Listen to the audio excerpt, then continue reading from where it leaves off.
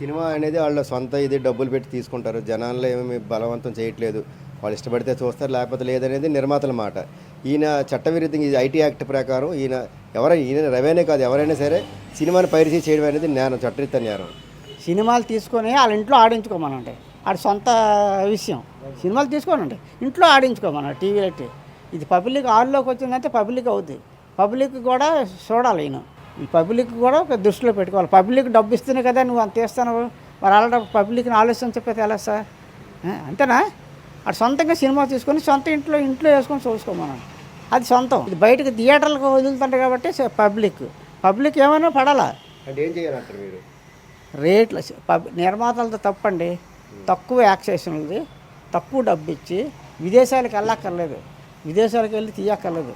మన ఇండియాలోను మన భారతదేశంలోను ఎన్నో రాష్ట్రాలు ఉన్నాయి, ఒక్కొక్క రాష్ట్రంలో ఒక్కొక్క సిలిండర్స్ ఉంటాయి, ఎన్నో సిలిండర్స్ ఉంటాయి. అలాంటిదే మన డబ్బు మన దగ్గర ఉంటుంది. అప్పుడు సినిమా తీస్తే మన ఇండియాలో తీస్తే మన డబ్బు మన దగ్గర ఉంటుంది. విదేశాలకు ఎందుకు వెళ్ళి 100 కోట్లు తగలబెట్టడం ఎందుకు?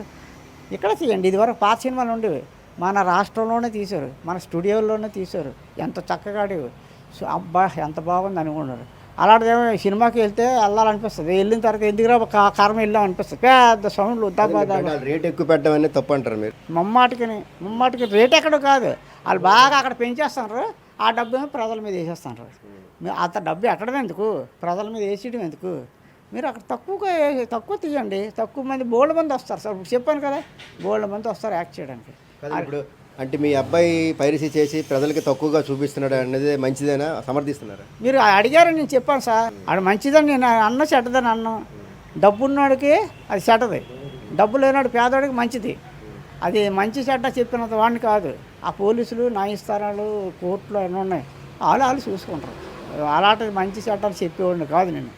ఇది కోర్టు కాదు, పోలీస్ స్టేషన్ కాదు. ఆయన దగ్గర కొన్ని ఆధారాలు తీసుకున్నారు, ఆయన దగ్గర ల్యాప్టాప్ తీసుకున్నారు, పైరసీ చేస్తున్న అంతా తీసుకున్నారు, ఆయన మీద కేసు నమోతుంది. రేపు ఏదైనా కేసు నమోదు అయితే ఆయన మీద ప్రూవ్ అయితే 3 ఏళ్ళు 4 ఏళ్ళు జైలు శిక్ష పడుతుంది. తండ్రిగా మీరు అప్పుడు బాధపడతారు కదా?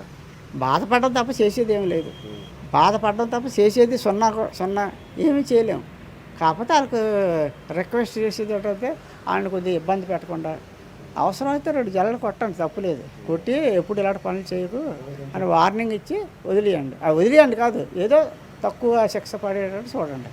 వాడికి వార్నింగ్ ఇవ్వండి, ఇది ఇంకోసారి చేసావంటే మంచిది కాదు, బొక్కలేసేస్తామని చెప్పి ఫ్రీగా ఆడికి ఏదో చేయాలి. తప్పు చేయకూడదని అంటారు, అది పనిష్మెంట్ కింద వస్తుంది, అది చేయకూడదు. ఎందుకంటే అది సినిమాలు ఎంత వేల మంది సినిమా ఇండస్ట్రీ నాశనం అవుద్ది ఈ విధంగా చేయడం వల్ల అని చెప్పి వాళ్ళు అంటారు పోలీసులు. ఇంకోటి వార్నింగ్ ఇచ్చాడు, మాకే వార్నింగ్ ఇచ్చాడు ఆయన, మీ తమ్ముడిని అరెస్ట్ చేయను అనేసి రవి వార్నింగ్ ఇచ్చాడు పోలీసులు. రవి వార్నింగ్ ఇవ్వడం అంటే తప్పండి. అది పోలీసులకు వార్నింగ్ ఇవ్వడం ఏంటండి? అలా అంత అమాయకులు ఏంటండి పోలీసులు? వార్నింగ్ ఇచ్చినంత పెద్దడు ఏంటండి? చట్టానికి మనం తల ఒగ్గే ఉండాలి, చట్టం లోబడి పని చేయాలి. లోబడి పని చేసినాడు ఆ పోలీసులు కూడా ఏమో అంటారు, చట్టానికి లోబడి పని చేయండి ఏమో అంటారు పోలీసులు. లేదా మన నీకు తెలియదు అనుకో, పోలీసుల దగ్గర పర్మిషన్ తీసుకోండి, చట్టం దగ్గర పర్మిషన్ తీసుకొని పని చేసుకో, అప్పుడు నీ ఊసేస్తారు. అలాగా పనికి మళ్ళీ వేసాలు వేస్తే ప్రభుత్వం చూస్తూ ఊరుకోదు కదా.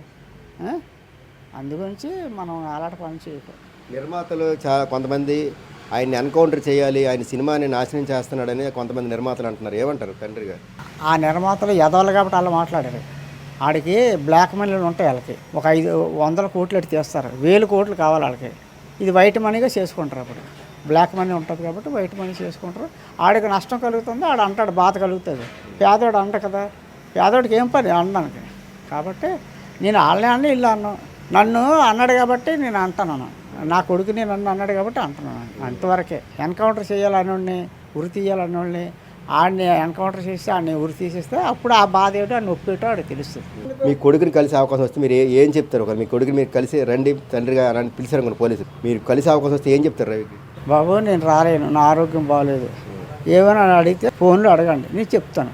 కానీ నేను అక్కడికి వచ్చి ఓపిక శక్తి లేదు నాకు, దయచేసి నన్ను మన్నించండి అని చెప్తాను. నేను రవి చేసింది పూర్తి స్థాయిలో సమర్థించను, కానీ అలాగనే సినిమా నిర్మాతలు కూడా వందల వేల కోట్లు బ్లాక్ మనీని వైట్ చేసి కూడా సినిమాలు తీస్తారు. అలాంటి వ్యక్తులు తక్కువ రేటు పెట్టి చిన్న చిన్న యాక్ట్లు పెట్టి సినిమాలు తీయొచ్చు కదా, ప్రజలు ఎందుకు ఇబ్బంది పెడతారని కూడా ఐబొమ్మ రవి తండ్రి అప్పారావు అయితే మండిపడుతున్న పరిస్థితి. ఎట్టి పరిస్థితుల్లో కూడా తన కొడుకు తప్పు చేస్తే ఆయన్ని ఖచ్చితంగా పనిష్మెంట్ ఇవ్వాల్సిందే. కాకపోతే ఏదైనా తప్పు చేస్తే ఆయన్ని కొంత పనిష్మెంట్ ఇచ్చి ఆయన వదిలిపెట్టాలంటూ కూడా రవి తండ్రి అప్పారావు అయితే పోలీసులు కోరుతున్న పరిస్థితి. ఎట్టి పరిస్థితుల్లో కూడా నేను సమర్థించను. అలాగని సినిమా నిర్మాతలు కూడా ఇష్టానుసారంగా కోర్టులు పెట్టి అది ప్రజలమైన భారం వేయడం సరికాదంటూ కూడా ఆయన స్పష్టం చేస్తున్న పరిస్థితి. వేడి జర్నలిస్ట్ రాఘవతరాము, అభినవ్ భారత్, విశాఖపట్నం.